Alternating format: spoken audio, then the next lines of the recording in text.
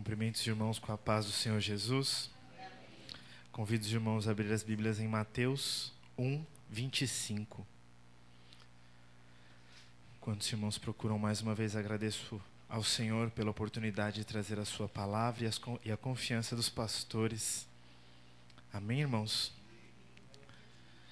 Mateus 1, 25 diz assim: E não a conheceu até que deu à luz a seu filho, o primogênito, e pôs-lhe por nome Jesus.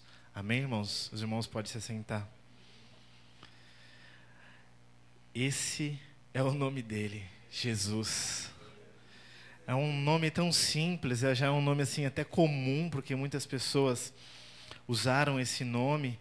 Muitas pessoas hoje se chamam Jesus, ou têm o sobrenome de Jesus. Mas para nós, que vivemos o Evangelho diariamente, esse nome, ele é muito importante. Esse nome, ele é muito poderoso. O nome de Jesus para nós é a maior preciosidade do Evangelho. Para nós cremos... Aleluias. Aleluias. Para nós aqui nessa igreja em específico, acreditamos que Jesus é Deus. Então, isso nós consideramos que Ele é o Criador de todas as coisas. Pelo nome de Jesus, todas as coisas foram feitas. Mas nós não nos baseamos em achismo ou coisas que vieram na nossa cabeça. Nós nos baseamos na palavra. E por mais que o mundo aí fora hoje em dia tente diminuir o nome de Jesus, tente fazer coisas da igreja sem o nome de Jesus, para atrair as pessoas lá de fora, irmãos, não tem jeito. É somente por esse nome que será liberada a cura. É somente por esse nome que será liberada a libertação. É somente por esse nome, irmãos, que são todas as coisas. Aleluias.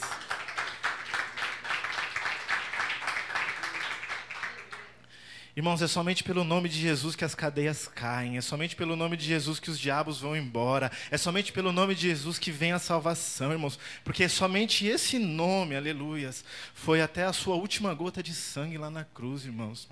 Somente esse nome se despiu da sua glória lá no céu, irmãos, e veio aqui por nós.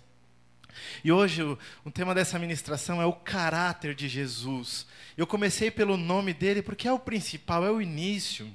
O nome identifica as pessoas, o nome faz você se lembrar de todas as coisas que significa aquela pessoa. Quando eu falo pastor Fernando, já vem um currículo na minha cabeça de tudo que ele representa, por causa do caráter dele. E com o nosso Deus não é diferente, irmãos. Às vezes aqui de cima, apenas o pregador falando assim, Jesus... Já vem uma coisa diferente na igreja, irmãos. Às vezes quando o pregador aqui só fala essa palavra, Jesus, o ambiente se transforma, aleluias, de uma maneira tão poderosa, que é incontrolável. Não dá para segurar o choro, não dá para segurar, irmãos, o corpo, não dá para segurar nada, porque o nome de Jesus, ele transforma. O nome de Jesus, ele liberta. Então, quando eu pensei nessa noite, direcionado pelo Espírito Santo em trazer sobre o caráter de Jesus, eu falei, eu vou começar pelo nome.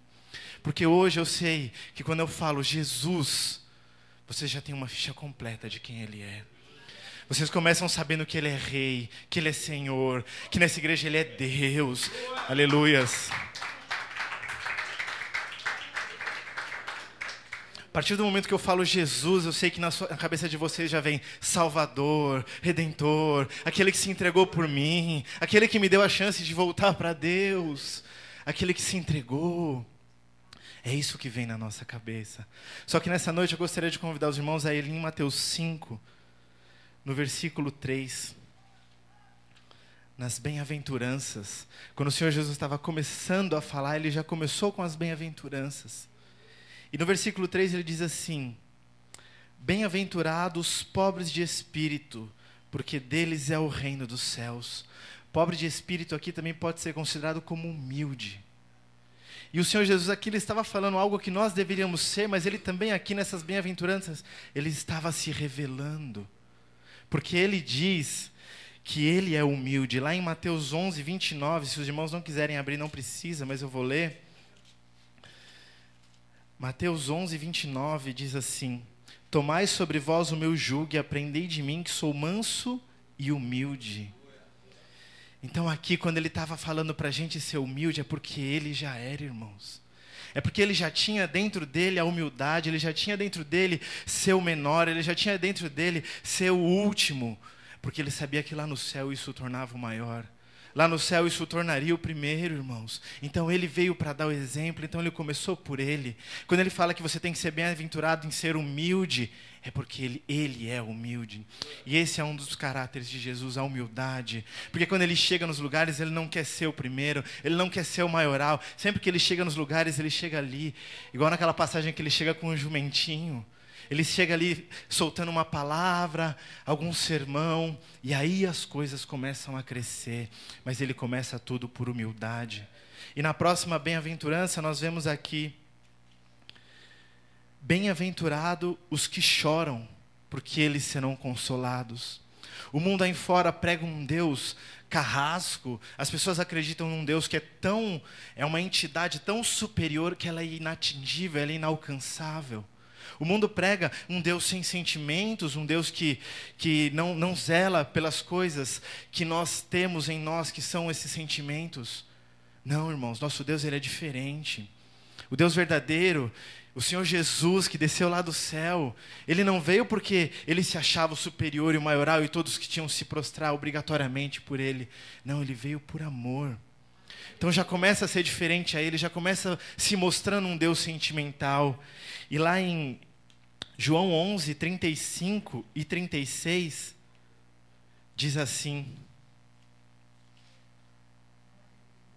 João 11, 35. E Jesus chorou. Disseram, pois, os judeus: vede como o amava. Mais uma passagem conhecida da morte de Lázaro. E aqui Jesus demonstra que ele não veio para ser um Deus superior ali no céu e a gente aqui na terra. Ele veio para ser um Deus que andaria conosco, que deixaria o seu Espírito Santo Consolador, que consideraria os nossos maiores sentimentos e estaria conosco, que nos amaria, que choraria conosco. Ele deixou o Espírito Santo que está ao nosso lado, levando ao Senhor as nossas petições. E a palavra diz que elas sobem como gemidos inexprimíveis, irmãos. Esse é o Deus que nós servimos. Quando Ele fala para que você chore, para que você tenha sentimentos, é porque Ele demonstrou também que Ele tinha. Ele demonstrou que isso não é uma fraqueza, que isso não é carnal. Não, irmãos, quando vem do Senhor, é um sentimento muito importante. Quando vem do Senhor, pode sim acontecer. Então, quando você está sentindo o quebrantamento do Senhor, chora mesmo, irmãos. Se entrega. Quando você se prostra aos pés dEle, chora sim, irmãos. Não é fraqueza, não. Porque nós temos sim sentimentos e Ele respeitou isso até quando Ele veio aqui.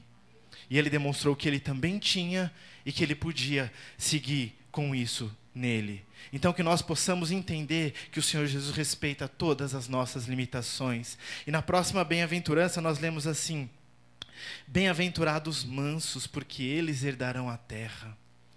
Aqui o Senhor Jesus também mostra algo que Ele pede para nós, mas que nós acabamos de ler no versículo em 11, 29, que Ele também tinha. Porque Ele disse que Ele era manso e humilde, como nós lemos há pouco. Então Ele também tinha essa mansidão. E não é só porque Ele falou nesse versículo que nós compreendemos isso. Não, é porque em todas as atitudes do Senhor Jesus, nós vemos atitudes mansas. Quando o Senhor Jesus caminhava, era diferente, irmãos. Quando o Senhor respondia às pessoas, era com autoridade, mas ainda assim você sentia a mansidão do Senhor. Ele nunca se exaltou, Ele nunca se levantou. As pessoas citam aquela passagem que Ele limpa o templo, irmãos. Mas amém, aquilo ali foi um episódio em que estavam fazendo algo horroroso com a obra de Deus. Mas o Senhor Jesus que nós temos é aquele que quando foi uma multidão com pedras e o que quer que seja para pedrejar aquela moça, Ele estava escrevendo na areia, irmãos. Ele podia ter se exaltado, Ele podia, não, peraí, vamos ver o que está acontecendo. Não, Ele continuou ali, manso, tranquilo, calmo, porque Ele é Deus, irmãos. E Ele mesmo sendo homem nos mostrou que dá para ser assim. Ele mostrou para nós que mesmo no momento de uma euforia, no momento assim que está tudo muito conturbado, irmãos, dá para você ficar ali, escrevendo na areia, tranquilo, manso, porque Ele mostrou que é assim. Porque quando Ele fala, bem-aventurados mansos, Ele falou assim, eu vou mostrar que dá para ser manso. Porque eu quero que você seja um bem-aventurado manso. Porque dá para ser manso, irmãos. Dá para ser como o Senhor Jesus. Senão ele não teria descido aqui como homem, ele teria descido aqui como Deus. Ele desceu como homem para nos mostrar que como homem nós também conseguimos ser mansos, irmãos. Na próxima, aleluias. Na próxima bem-aventurança, ele diz assim: bem-aventurados que têm fome e sede de justiça, porque eles serão fartos. Em João 2,16,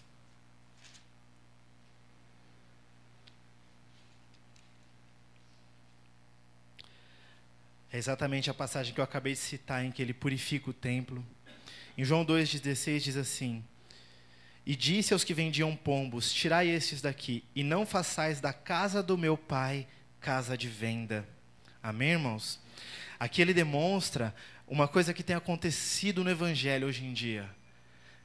Muitas pessoas falam assim: não, você não pode criticar o irmão, você não pode falar o que ele está fazendo de errado, você não pode fazer isso ou aquilo, porque você vai magoar o irmão, porque Jesus não faria dessa maneira, porque não é assim, porque você não é santo o suficiente para falar de alguém que não está em santidade.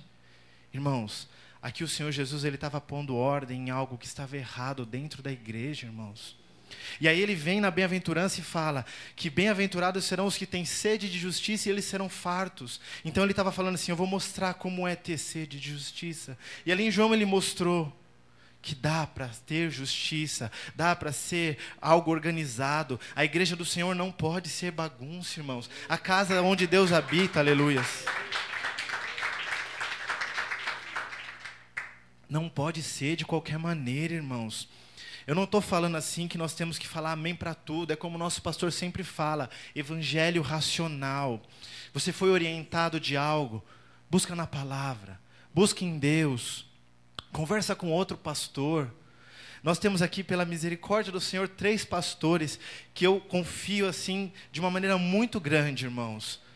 Só que mesmo assim, quando eles me falam algo, eu vou buscar na palavra, eu vou ler, eu vou entender. Porque eles normalmente, quando eles orientam, eles já citam a passagem. E aí eu vou lá, como o nosso pastor ensina, evangelho racional, eu vou lá e leio, e entendo, e peço para o Senhor Jesus me explicar. Mas hoje em dia as pessoas, quando ouvem algum sermão ou alguma orientação, já falam: não, ele é santarrão, ele quer me criticar, vou procurar outro lugar. Mas aí a gente entra naquele vício de que a gente quer atender o nosso coração. Enquanto eu não achar algum líder ou alguma pessoa que fale aquilo de acordo com o que eu estou pensando, o que eu estou vivendo, eu vou continuar pulando de igreja em igreja, irmãos. Então, que nós possamos entender que o Senhor Jesus nos deixou a sede de justiça para que nós sejamos fartos. Ou seja, para que nós coloquemos ela em ação. Irmãos, lógico, eu estou falando com cuidado, porque a palavra diz que nós temos que ter paciência com os fracos na fé. Então, que essa paciência seja colocada em prática.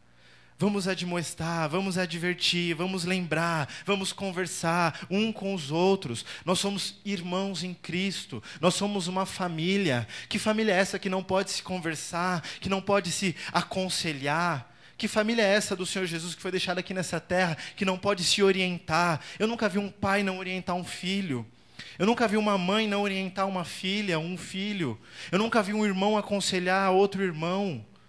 Que nós possamos nos lembrar que nós somos uma família. E quando alguém nos aconselha de uma maneira calma, paciente, tranquila, pode sim estar vindo do Senhor, irmãos. Pode sim estar sendo um mensageiro de Deus que quer endireitar os meus passos e os meus caminhos. Quer me colocar de novo dentro do aprisco do Senhor. E às vezes o meu orgulho, a minha altivez, o meu achismo me cega. Mas o Senhor Jesus falou que a sede de justiça iria nos fartar. Então por que nós a rejeitamos? Por que o Evangelho hoje em dia rejeita? Que nós precisamos lembrar que a autoridade que foi colocada aqui em cima foi colocada pelo Senhor. Que os nossos irmãos em Cristo são irmãos em Cristo. E deixar um pouquinho de lado: o irmão está cuidando da minha vida. O irmão é santarrão, então está querendo me criticar. Não, irmãos. Aqui é uma família que cuida um dos outros. Aqui é uma família que, se um braço estiver doente, o corpo inteiro adoece. Aqui é uma família que precisa se preocupar com qualquer membro para que o corpo não adoeça. E o Senhor Jesus nos deixou a justiça para isso, irmãos. Nos deixou essa sede de justiça para que nós pudéssemos ser orientados um pelos outros, irmãos, dentro da palavra do Senhor, com a racionalidade que o nosso pastor sempre cita. Então, que nós possamos, como o Senhor Jesus disse, ser bem-aventurados por termos sede de justiça. Porque ele também teve, lá em João 2, essa mesma sede de colocar ordem na casa do Senhor. Na próxima bem-aventurança, ele diz assim: bem-aventurado os misericordiosos, porque eles alcançarão misericórdia. No mesmo livro de João que nós acabamos de ler, no Evangelho de João 8:11, é uma passagem que eu já citei essa noite.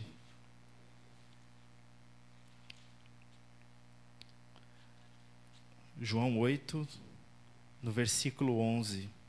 O capítulo fala da mulher adúltera, mas no versículo 11 diz assim: E ela disse, ninguém, Senhor. E disse-lhe Jesus: nem eu também te condeno. Vai-te e não peques mais. Misericórdia, irmãos. Essa é uma das características do caráter de Jesus. Por causa da misericórdia dele, ele foi naquela cruz. Por causa da misericórdia dele, ele se despiu da sua glória e veio até nós. Por causa da misericórdia dele, ele entregou a sua última gota de sangue, irmãos.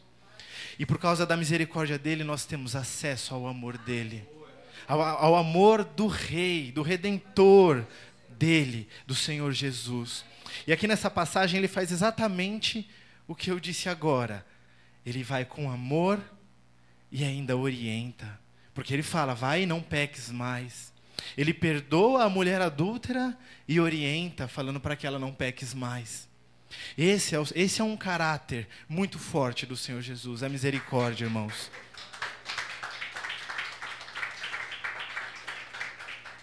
Sabendo desse caráter, nós não podemos cair no primeiro erro. Nós não podemos desistir no primeiro tropeço, porque a misericórdia dele nos alcança. Mas lembremos que ele sempre termina a misericórdia dele falando: não peques mais. Então nós temos que ter força dia após dia para confiar mais no caráter do Senhor Jesus, nessa misericórdia que ele acabou de citar.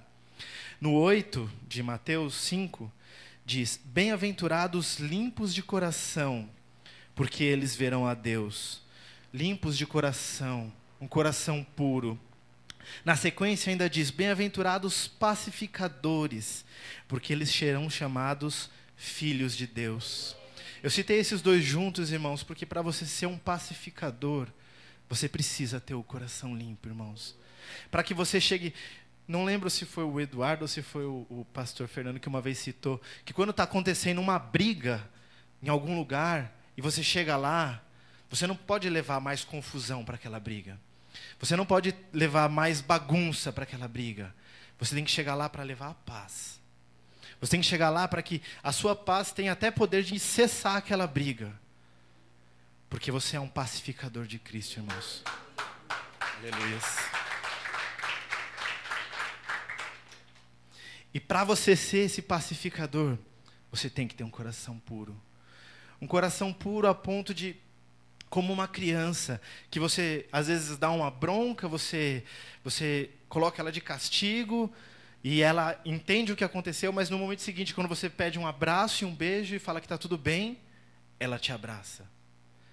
Se fosse um adulto, se fosse uma pessoa com experiência de vida, pensaria duas vezes. Não, mas você acabou de me castigar, você acabou de me punir, por que eu vou te abraçar? Por isso que o Senhor Jesus fala que o reino dos céus é das criancinhas, né? Porque é diferente, irmãos. Às vezes eu dou uma bronca no Levi, e aí ele fica lá chateado, triste, porque está de castigo, ou quer que seja. Mas assim que eu chamo ele, peço um abraço ou qualquer coisa, ele me abraça. Ele me dá um beijo. Ele faz o que eu peço e vem com carinho. Isso é o coração puro. A ponto de não interferir na paz que tem que ser mantida. Um coração puro a ponto de, não importa o que a pessoa tenha feito para você, você leve paz para a vida dela. Você leve paz para o ambiente onde essa pessoa está. Então isso que é ser pacificador. Isso que é ter um coração puro. E essas coisas estão próximas, um versículo depois do outro, acredito que porque elas estão muito ligadas. Não tenho como eu levar paz nos ambientes, nos locais onde eu for, se o meu coração não for limpo. Se o meu coração tiver raiva, angústia, amargura, eu não vou levar paz, irmãos. Agora, se o meu coração tiver louvores, se o meu coração tiver pensando no Senhor Jesus, eu vou levar a paz, irmãos. Aleluia.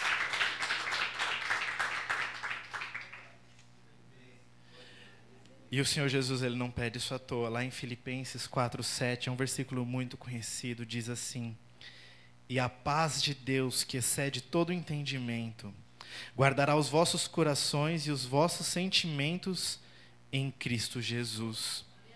Extremamente ligada com essas duas bem-aventuranças, irmãos, porque ele fala de sentimentos, ele fala dos corações, é onde saem todas as nossas atitudes, e ele fala da paz.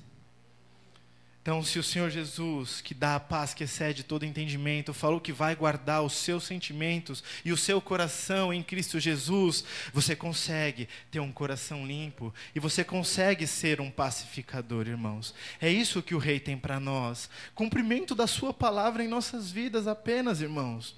Porque se a palavra disse, a palavra está testificada e nós acreditamos que o Senhor é fiel, irmãos, por que ela não iria acontecer? Aleluias. Agora, indo um pouquinho além, nós conhecemos o caráter de uma pessoa não apenas por ler, porque Jó ele disse que antes os meus ouvidos te ouviam, mas agora os meus olhos te veem. Eu tenho mais ou menos 10 anos de caminhada com o Senhor Jesus e eu já vivi tantas coisas com o Senhor. E é uma das coisas que eu sempre converso com o pastor Fernando e a gente sempre chega na mesma conclusão. Quando a gente anda lado a lado com alguém, a gente conhece o caráter. A gente conhece a índole da pessoa. E o Senhor Jesus é a mesma coisa, irmãos. Quando você caminha com Ele, quando você anda com Ele, você conhece o caráter dEle. E eu lembro que uma vez eu estava trabalhando numa hamburgueria e veio a questão da bebida alcoólica, né? Se crente bebe ou não, se crente pode ou não só um vinhozinho ou qualquer coisa assim. Aí eu falei assim, não, mas eu não bebo. Eu não bebo. E aí o rapaz lá, que era o chefe da cozinha, falou assim, não, mas Jesus transformou a água em vinho. Eu falei, tem traduções, tem questão da linguagem, essa discussão é muito comprida para a gente. E a gente estava trabalhando, cozinhando, né? Eu falei, essa discussão não dá para a gente ter aqui agora. Aí ele falou assim, mas e quando eu cozinho e coloco um vinho, você também não vai comer? Eu falei, então, essa discussão é muito longa. Então eu só vou te falar uma coisa. Eu conheço o caráter do Senhor Jesus. Então, quer as pessoas falem o que elas falarem. Eu tenho o caráter de um rei que é tão puro que ele não transforma... Aleluias. O caráter que eu conheço do Senhor Jesus, ele é tão puro, ele é tão santo, ele é sábio, que ele não deixaria escrito se pode ou não pode, se é permitido ou não é. Ele não permitiria algo que destrói famílias, algo que acaba com lares, algo que tira a sua sanidade, algo que é motivo de homicídios e o que quer que seja nesse mundo. Ele não deixaria isso permitido, porque eu conheço o homem Jesus, o Deus Jesus, e ele não queria isso para a minha vida. Então, se você se baseia em eu posso, seja na escritura, seja em tradução, seja em qualquer outra coisa, pense no caráter de Jesus. Uma vez eu vi uma ministração de um rapaz que perguntaram sobre ele tatuagem. Ele é todo tatuado. E aí ele falou assim, olha, não está escrito, e as pessoas pegam diversos versículos para falar se sim ou se não. Mas uma vez eu estava pensando em fazer uma nova tatuagem, e quando eu estava me preparando para sair, eu escutei uma voz no meu ouvido e falou, chega. E ele já tinha feito tatuagem mesmo ainda no Evangelho, mesmo seguindo o caminho. E ele nunca tinha ouvido essa voz, nunca tinha se sentido errado, nem certo, mas ele fez. Só que nessa em específico ele ouviu essa voz e falou, chega. Irmãos, acabou. A partir daí, para ele, aquilo era pecado.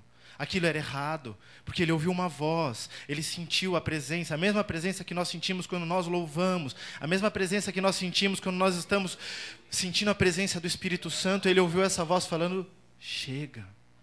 E aí ele conhece o caráter do Senhor Jesus, ele conhece a palavra de Deus, que ela é ponto final. E aí, a partir daí, ele parou com as tatuagens.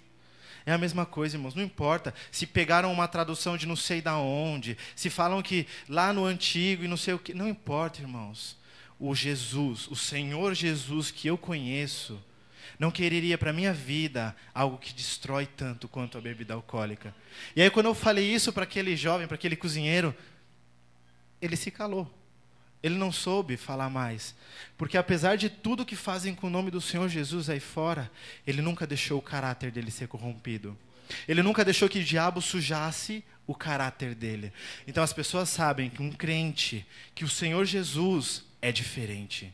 Que o nome do Senhor Jesus é diferente, irmãos. Tanto que as pessoas aí falam Deus, falam o Senhor, falam qualquer que seja outro nome. Mas quando fala Jesus, aí é diferente, irmãos.